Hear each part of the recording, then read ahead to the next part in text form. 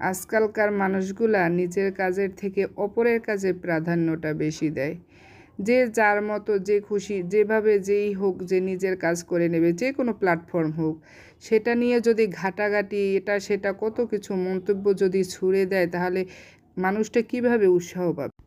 এখনকার দিনে কি সেই সময় আছে যে নিজের কাজ ফেলে রেখে অন্যেরগুলা দেখি কে কি করছে, কে কীভাবে করছে, কে মুখ ব্যাকা করছে, কে নাক ব্যাকা করছে, কে চোখ ব্যাকা করছে, এটা নিয়ে এত ঘাটাঘাটি করার কি দরকার আছে ভাই?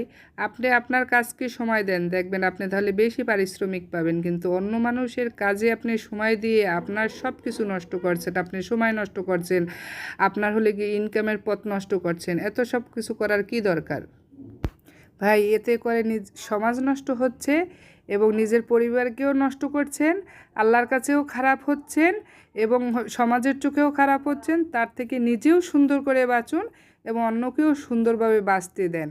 এই জিনিসগুলা আমাদের সমাজে ভাইরাসের মতো ছড়াইয়ে গেছে।